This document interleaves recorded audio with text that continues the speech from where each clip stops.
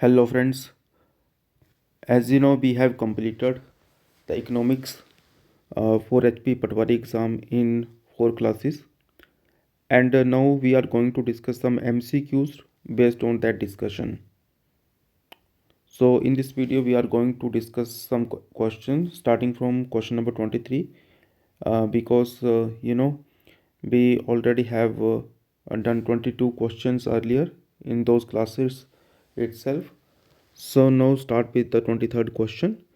Globalization means, it is very simple question and later on some more advanced question will come. So you just tell me how many question you have attempted and how much you're correct and wrong.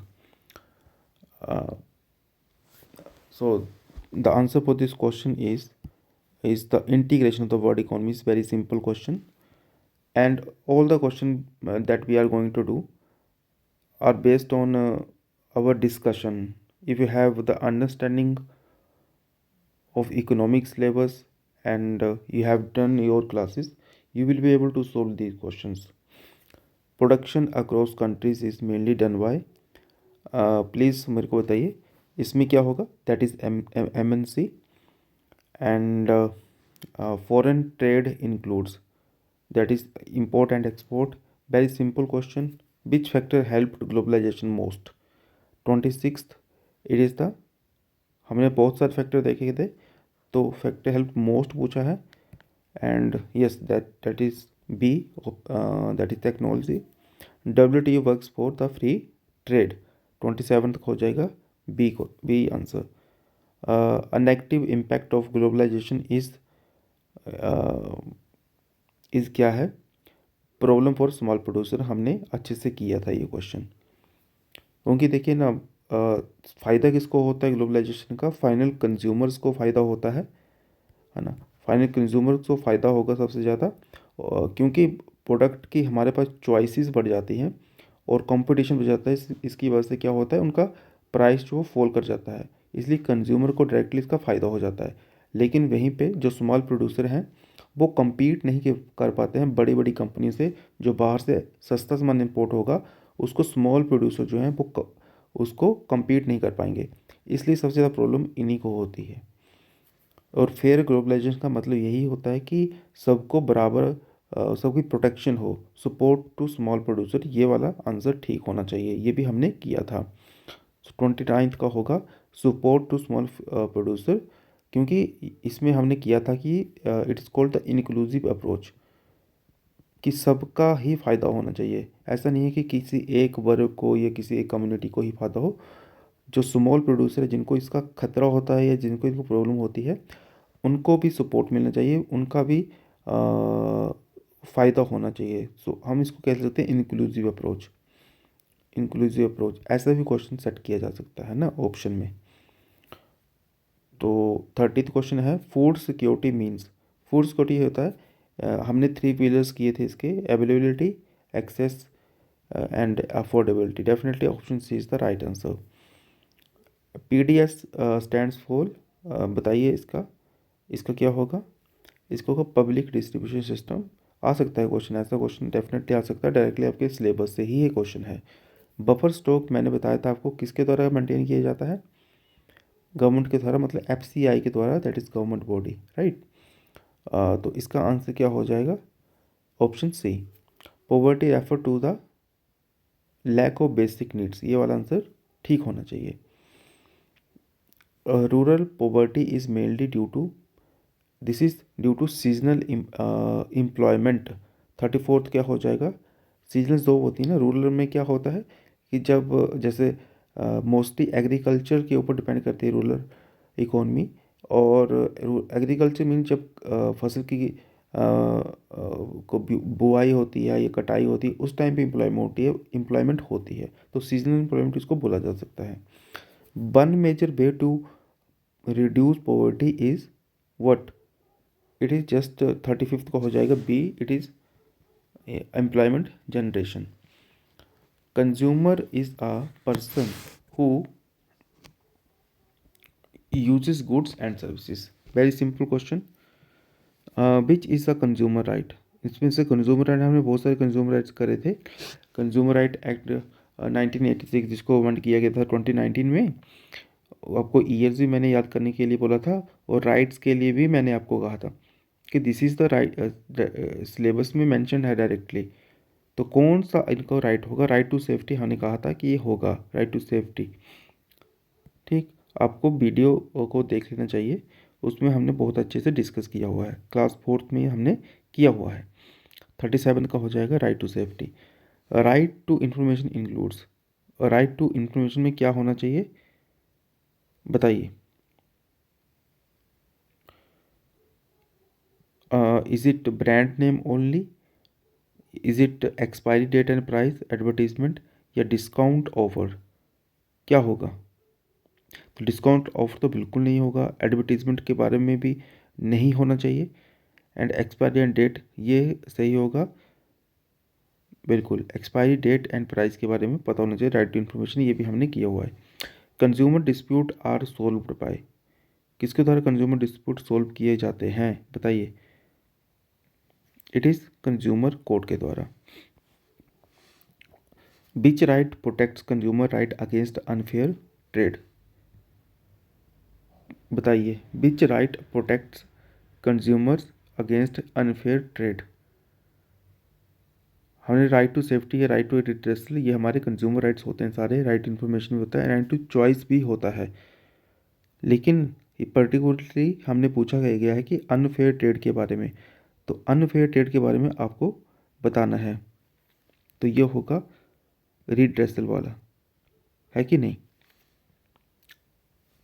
Right to redressal. 41 question, availability of the food depends upon, availability of the food मतलब available होना चाहिए food, तो food production and stock के ऊपर ही depend करेगा। जब production होगी तभी तो अवेलेबल होगा, और बफर स्टॉक होगा तो वो भी अवेलेबिलिटी के पिलर के अंडर ही आता है। एक्सेसिबिलिटी एंड अफोर्डेबिलिटी कहाँ पे आएगा कि लोग खरीद पाएंगे कि नहीं खरीद पाएंगे? अगला क्वेश्चन यही है। एक्सेसिबिलिटी ऑफ फूड मीन्स कि पीपल एसेस के पास एसेस है, पीपल पहुंच पा रहे हैं फूड के पास या नहीं पहुंच पा रहे हैं, ठीक है, उनके पास। तो option C, people can buy food, accessible है लोगों के लिए, राइट। तो ये आंसर क्या हो जाएगा 42 का? सी आंसर हो जाएगा। Which sector provide maximum employment, कौन सेक्टर मैक्सिमम एम्प्लॉयमेंट? ये हमने बहुत अच्छे से किया था, इवन फर्स्ट जो लेक्चर था उसमें भी किया था। तो इसका होगा प्राइमरी, एग्रीकल्चर एक्टिविटीज़ में सबसे ज़्यादा है। तो 43rd का हो जाएगा ए, प्राइमरी या फिर एग्रीकल्चर में। Small help group mainly encourage, क्या बोला था? सेविंग एंड क्रेडिट को ये करते हैं। सेविंग कंटिन्यूस बहुत अच्छे से किया था हमने स्मॉल हेल्प ग्रुप्स, आप देखिएगा क्लास 3 में हमने शायद किया था ये, और अच्छे से किया था।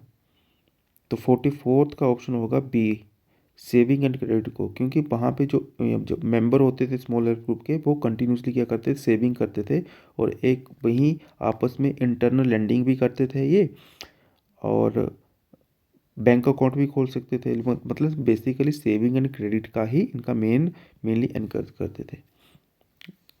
Which sector aims at profit, which sector aims at profit, that is the private sector. Public sector हमने बोला था कि ये इनको क्या करना है, इनको लोगों को सर्विस प्रोवाइड कराने का मकसद है, ना कि प्रॉफिट गेन करना। तो सी का होगा 45th का क्या होगा? सी, प्रॉफिट मोटिव के लिए ही प्राइवेट सेक्टर होता है। Globalisation 46 question, globalisation is increases competition because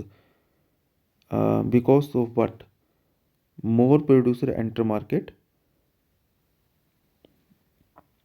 yes, so option B is the right answer. ये हमने पहले भी किया हुआ है कि स्मॉल प्रोड्यूसर को क्यों नुकसान होता है, क्योंकि मोर चॉइसेस, मोर प्रोड्यूसर आ जाते हैं, तो more producer enter the market, यही होता है ग्लोबलाइजेशन का। Increase competition because more producer. Consumer awareness is important to, क्यों होता है? प्रोटेक्ट, कंज्यूमर अवेयर होगा तो उनके कंज्यूमर के राइट इंटरेस्ट जो है वो प्रोटेक्ट होंगे, तो आंसर सी होना चाहिए 47th का C. Which is not a feature of unorganised sector, बताइए? Which is not a feature of unorganised sector, sorry organised sector, not unorganised sector.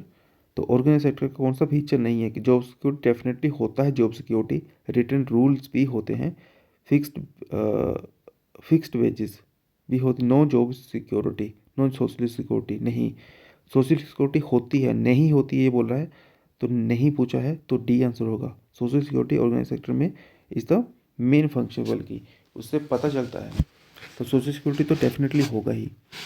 49th question देखें तो the main M of PDS is food security, ensure food security, तो 49th का क्या होगा, B होगा।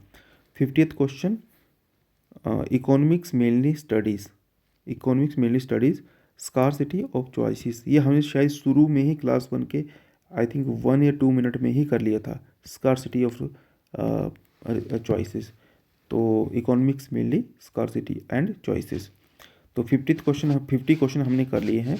तो अभी आप बताइए कि आपके कितने ठीक हैं, और अगर अभी तक आप बने हुए हैं तो प्लीज़ आप कंटिन्यूस इस वीडियो को देखिएगा। I think we are going to cover 85 questions, so 35 question अभी बचे हुए हैं, और अच्छे क्वेश्चन आगे बड़े क्वेश्चन हैं, तो प्लीज़ वीडियो को पूरा देखिएगा, आपको सारे कंसेप्ट क्लियर हो जाएंगे।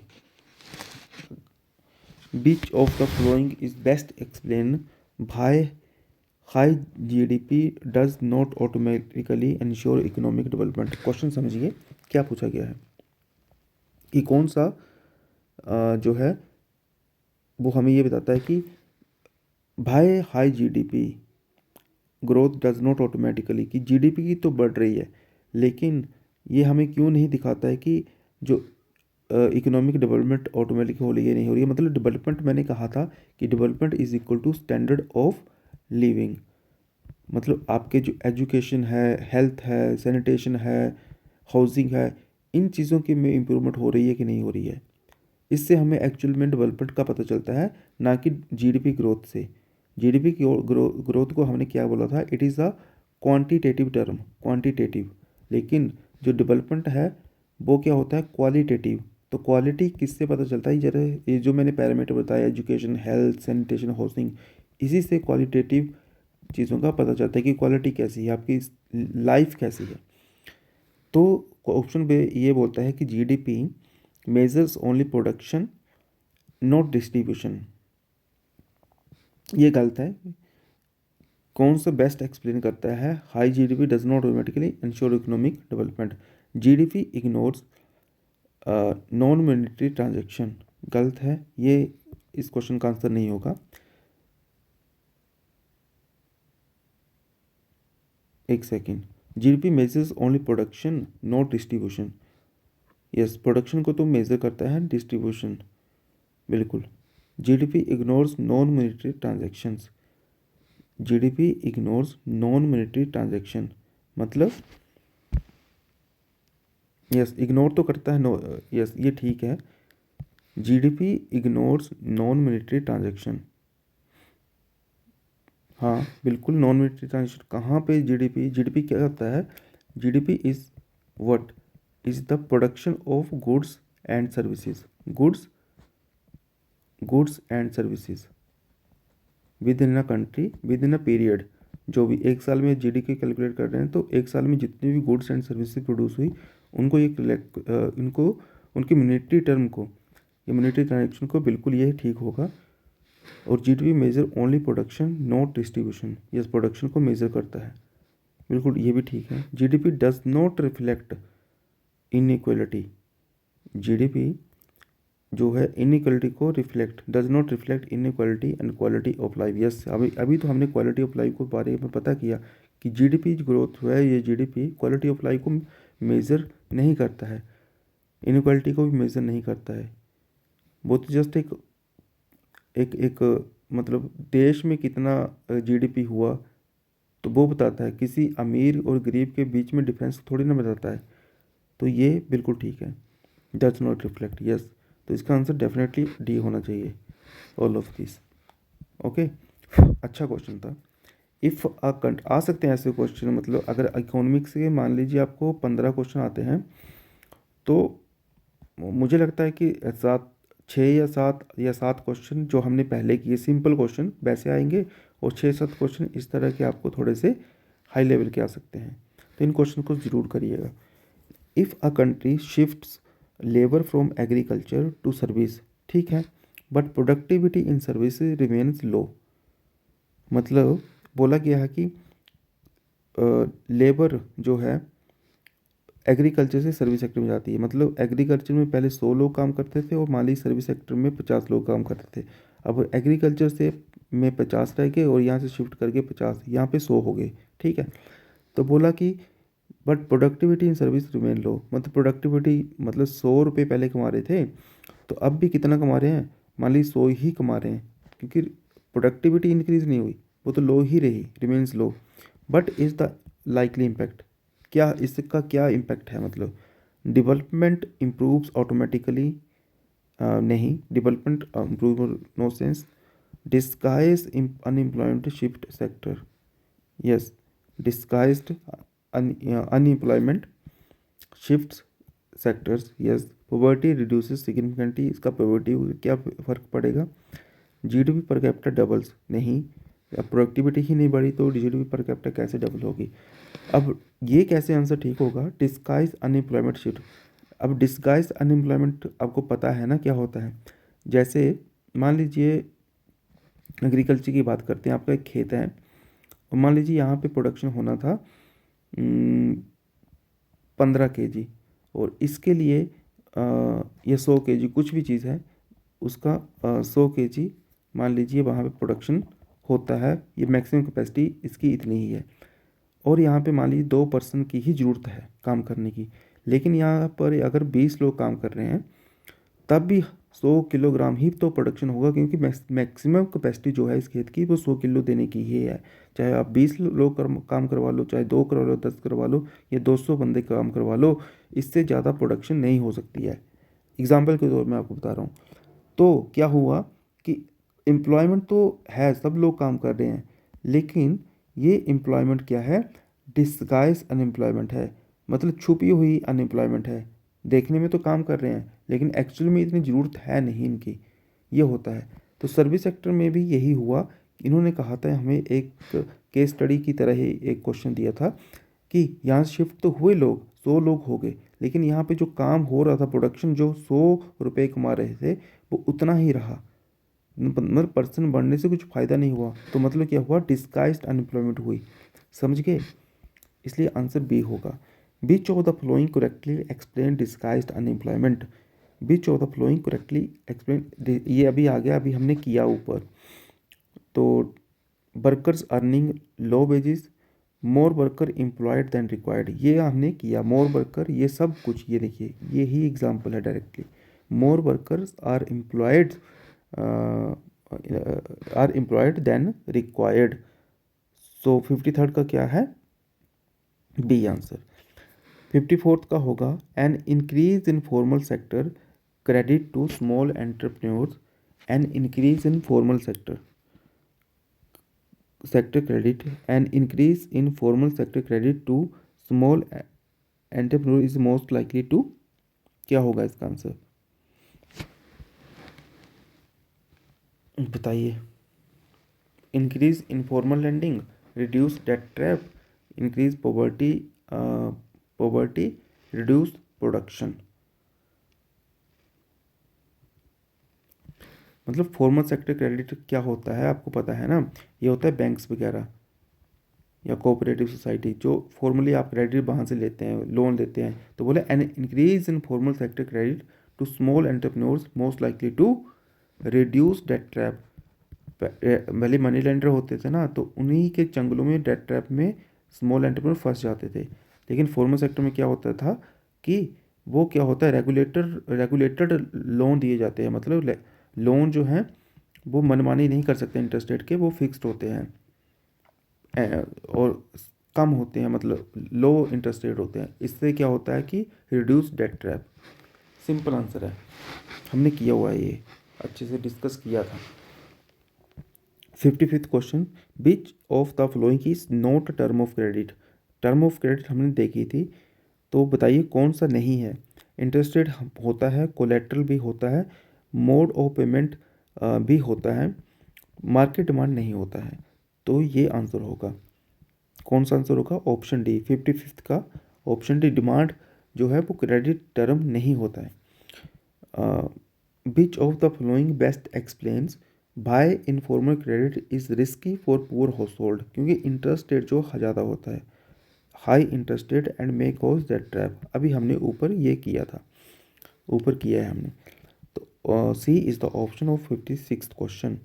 Under WTO principle MFN most favoured nation implies, हमने किया था कि इक्वलिटी होती है, दो प्रकार के प्रिंसिपल हमने देखे थे, MFN and national treatment. National treatment में हमने देखा था कि ये प्रोडक्ट में इक्वलिटी होती है, जब एक बार प्रोडक्ट आपका कंट्री में आ गया तो उसके बाद हम उसमें डिस्क्रिमिनेट नहीं कर सकते उसको, उस प्रोडक्ट को। और मोस्ट फेवर्ड नेशन जो है वो देशों में बराबर, सब देश बराबर होते हैं, किसी देश में अलग से टैरिफ नहीं लगा सकते अगर वो मोस्ट फेवर्ड नेशन का दर्जा दिया गया है। ठीक है, तो ये दो प्रिंसिपल हमने अच्छे से डिस्कस किए थे। तो equal treatment to all WTO members, ये इसका आंसर होगा 57th का बी। नेशनल ट्रीटमेंट, ये नेक्स्ट क्वेश्चन आ ही गया जो हमने ये डिस्कस किया ऊपर। तो before goods enter a country, no, national treatment होता है कि आफ्टर जब गुड्स आ जाते हैं, ये मैंने बोला कि जब प्रोडक्ट अंदर आ गया after goods enter domestic market तो वो इक्वल हो जाते हैं। तो बी आंसर, अगर आपको नहीं पता चल रहा तो हमने क्लास 4 में ही डिस्कस किया हुआ है सारा ही। 58th का after goods enter domestic market. 59th, which of the following would violate WTO rules under MFN, which of the following would violate. तो क्या होता है, ये होता है, अभी हमने डिस्कस किया कि higher tariff only on some specific WTO country without justification, कि कुछ कंट्री पे आप 10% टैरिफ लगा रहे हैं, कुछ पे 30 लगा रहे हैं और कोई भी इसकी जस्टिफिकेशन भी नहीं है। तो ये होगा, सबको हमने बराबर ही ट्रीट करना है। ये तो हमने क्लास में भी डिस्कस किया था और ऊपर भी मैंने अभी डिस्कस किया आपके साथ। कई कंट्रीज़ को बराबर, अगर जापान से, शायद जापान का एग्जांपल लिया था और जर्मनी का एग्जांपल लिया था कि जापान से अगर कोई कार इंपोर्ट हो रही है तो उसके ऊपर 10% टैक्स लग रहा है, तो जर्मनी से जो इंपोर्ट होगी उसके ऊपर भी 10% ही लगेगा, उसके ऊपर आप 30 या 40% नहीं लगा सकते हैं। अगर इसके ऊपर 30 लग रहा है तो इसके ऊपर भी हमें 30 ही करना पड़ेगा। ये होता है मोस्ट फेवर्ड नेशन का concept. Which of the following is most likely to distort global agriculture trade, most likely to distort global agriculture trade, बताइए कौन सा हो सकता है? 60th question. ये ग्रीन बॉक्स क्या था, इसके ऊपर कोई भी लिमिट नहीं थी और ब्लू ब्लॉक बॉक्स के ऊपर नहीं थी, अम्बर बॉक्स के ऊपर थी। और रिसर्च सपोर्ट के ऊपर अगर हम इसमें देते हैं, सपोर्ट करते हैं, तो इसका भी ग्लोबल एग्रीकल्चर जो ट्रेड है उसके ऊपर मोस्ट लाइकली पूछा है ना इन्होंने, तो मोस्ट लाइकली जो होगा एक्सपोर्ट सब्सिडी होगा। एक्सपोर्ट सब्सिडी अगर दी जाएगी तो उसका डायरेक्टली ग्लोबल एग्रीकल्चर ट्रेड पे फ़र्क पड़ता है। और इसीलिए एम्बर बॉक्स में जो है वो सब्सिडी जो है डेवलप्ड कंट्री के लिए 5% है, डेवलपिंग के लिए 10% है, इससे ज़्यादा नहीं कर सकते हैं, क्योंकि इसका जो असर है वो डायरेक्टली ग्लोबल ट्रेड के ऊपर पड़ता है। कोटा डिफर फ्रॉम टैरिफ, ये शायद नहीं किया था लेकिन अभी बता देता हूँ, WTO के अंदर ही आता है। WTO प्रमोट करता है टैरिफ को और कोटा सिस्टम को क्या करता है, वो इनकरेज नहीं करता है, डिस्करेज करता है कि कोटा सिस्टम नहीं होना चाहिए। लेकिन यहाँ पे फ़र्क पूछा है, फ़र्क बता देता हूँ। टैरिफ होता है कि हम कोई भी चीज़ इंपोर्ट करते हैं तो उसके ऊपर टैक्स लगता है, टैरिफ ड्यूटी लगता है। मान ली 100 रुपये का वो कोई प्रोडक्ट आता है तो इसके ऊपर गवर्नमेंट जो है 10% टैक्स लेती है, तो मार्केट में 110 रुपये का पड़ेगा। ठीक है, लेकिन कोटा सिस्टम में ऐसा होता है कि हम पहले ही गवर्नमेंट डिसाइड कर देती है कि इस कंट्री से ये प्रोडक्ट फॉर एग्जांपल $1 बिलियन का ही आएगा, इससे ऊपर हम इंपोर्ट नहीं करेंगे, मतलब कोटा सेट कर दिया, इतना ही इंपोर्ट कर सकते हैं, इसके ऊपर इंपोर्ट नहीं कर सकते हैं।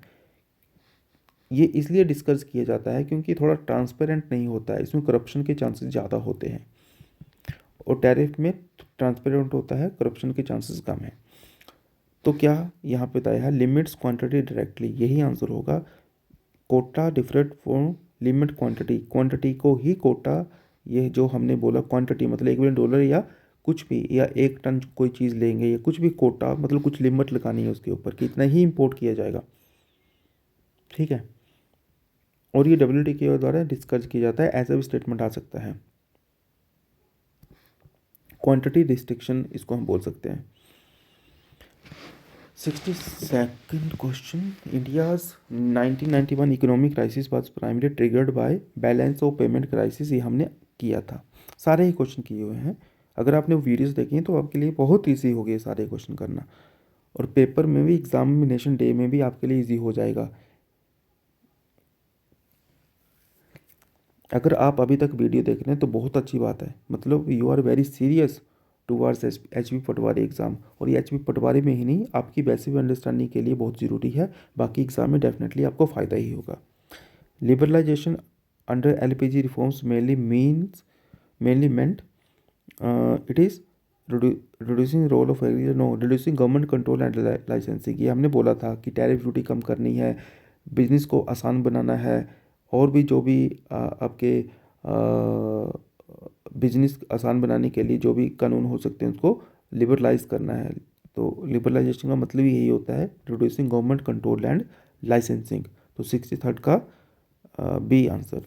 प्राइवेटाइजेशन अंडर LPG, ये भी हमने सारी टर्म देखी थी अलग अलग। प्राइवेटाइजेशन क्या होता है, selling and reducing the government stake in PSU, ये हमने किया था, एग्जाम्पल के थ्रू बल्कि किया था। डिस इन्वेस्टमेंट इसको बोल सकते हैं, इस चीज़ को बोलते हैं डिस इन्वेस्टमेंट। डिस इन्वेस्टमेंट ये डायरेक्टली आपको डिस इन्वेस्टमेंट के ऊपर भी आ सकता है। 65th question, which of the following is not likely impact of globalisation. Not likely impact of globalisation, increase competition, ये तो होगा, कंपटीशन तो इंक्रीज होगा। Increase consumer choices, yes consumer की चॉइसेस भी बढ़ जाएगी, हमने किया हुआ है। कंप्लीट एलिमिनेशन ऑफ इनइक्वालिटी, ये नहीं होगा। प्रेशर ऑन स्मॉल प्रोड्यूसर, ये भी होता है। कंप्लीट एलिमिनेशन ऑफ इनइक्वालिटी, ये कैसे हो सकता है, ये कोई सेंस ही नहीं बनती है, तो यही आंसर होगा प्रेशर ऑन स्मॉल प्रोड्यूसर। ये हमने पिछले क्वेश्चन में किया था, और नेचुरल सी बात है कि स्मॉल प्रोड्यूसर के ऊपर इम्पैक्ट पड़ता है, इनका नेगेटिव इम्पैक्ट पड़ता है। Under NFSA national food security act 2013 coverage is approximately 100%, मैंने बोला भी था उस टाइम, नहीं होता है। 75 रूरल है, 50 अर्बन है, ये ठीक है, बिल्कुल करवाया हुआ क्वेश्चन है ये। Under NFSA priority household are entitled to, priority household थे, 2 प्रकार के थे, एक प्रायोरिटी हाउस होल्ड थे, एक अंत्योदय हाउस होल्ड थे। यहाँ पे आपको 3 किलोग्राम राइस, 2 पे व्हीट, 1 पे कोर्स ग्रेन पर केजी, और यहाँ पे 35 पर केजी पर हाउस होल्ड मिलते हैं, ठीक। तो यहाँ पे बोला है प्रायोरिटी हाउस होल्ड, 35 नहीं है क्योंकि अंत्योदय वाला था। 5 किलोग्राम पर पर्सन पर मंथ, ये ठीक होगा, यही ठीक होगा। 67 का आंसर है बी, ठीक है। MSP primary aims to, minimum support primary aims to क्या है, protect farmer from price crash, बिल्कुल बी आंसर है इसका। 68 का बी आंसर है। विच इंस्टीट्यूशन इज प्राइमरी, क्या ये लीगल राइट है, no it is not legal right, legal right नहीं है। स्टेटमेंट वाइज भी क्वेश्चन पूछा जा सकता है, तो ये अभी तक तो कोई कानून नहीं है, कोई लीगल राइट नहीं है। 69th क्वेश्चन है, विच institution is primary responsible for procurement and storage of food grain, अभी भी हमने थोड़ी देर पहले किया, क्लासेस में भी किया था, it is food corporation of India.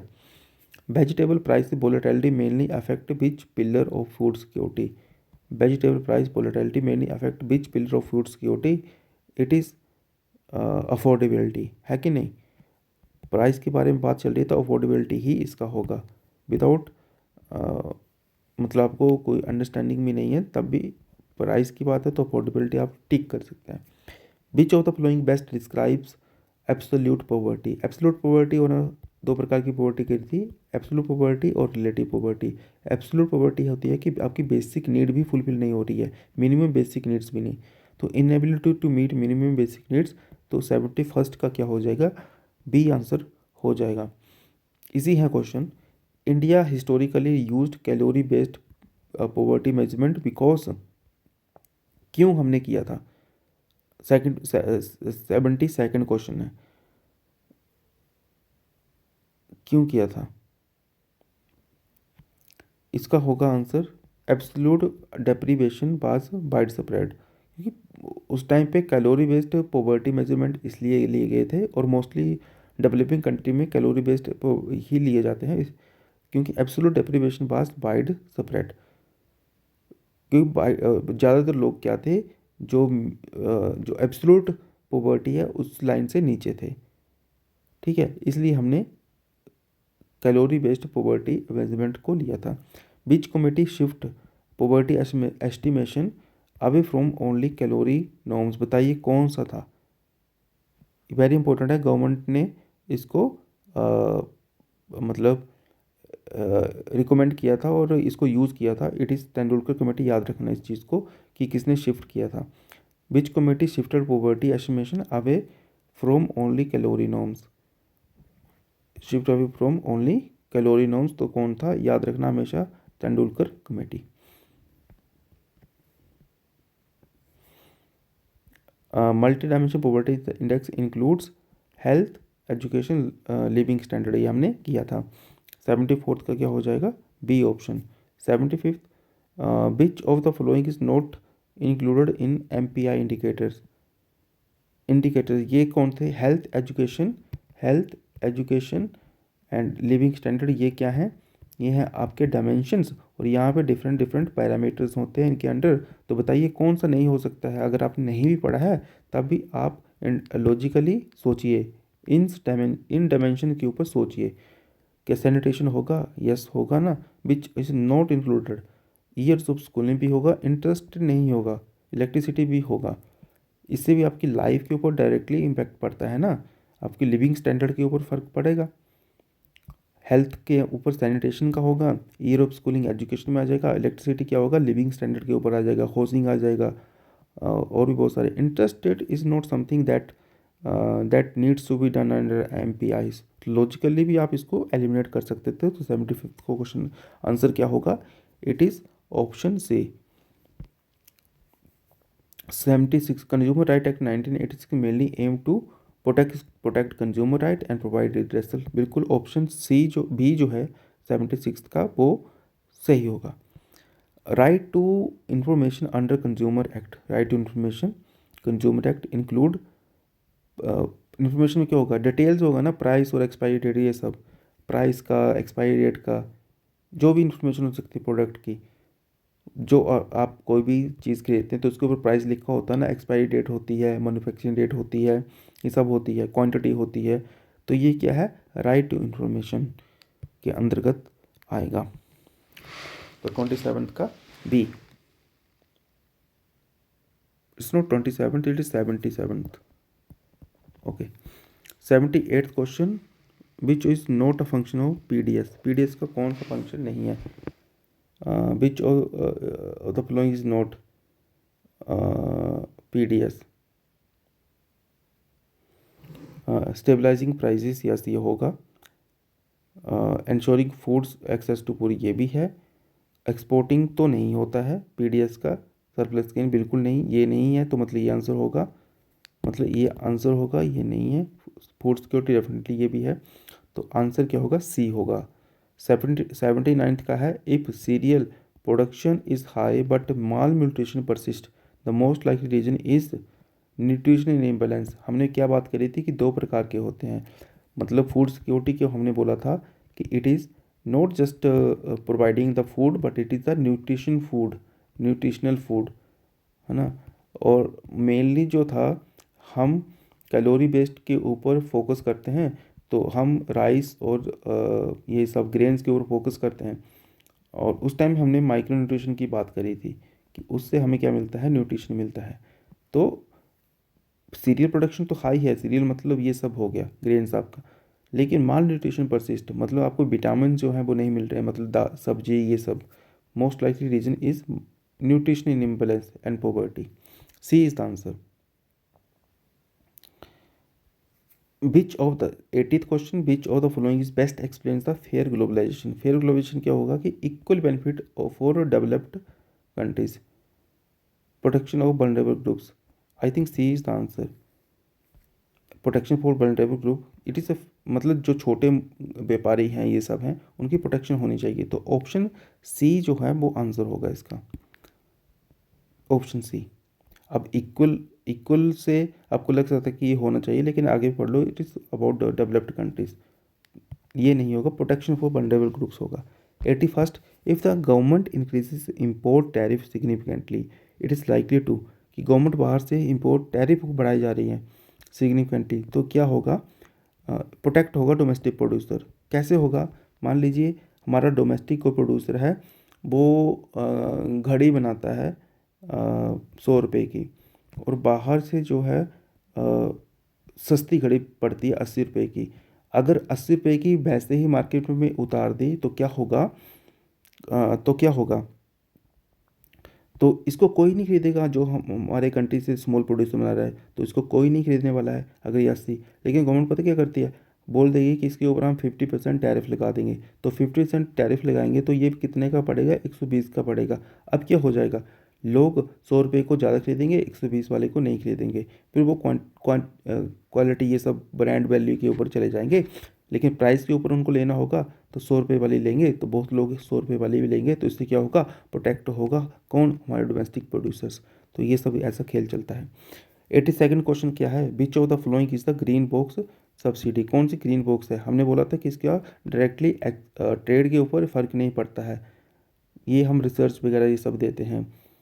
तो एक्सपोर्ट्स सब्सिडी ये बिल्कुल नहीं है, एमएसपी भी नहीं है। ये कौन सा आता है, एम्बर बॉक्स, जो सेकंड वाला किया था, ग्रीन, एम्बर एंड ब्लू, ये इंडिया में होता है, और इसके ऊपर 10% इंडिया में लिमिट है, 5% डेवलप्ड कंट्रीज़ के लिए है। तो ये नहीं होगा।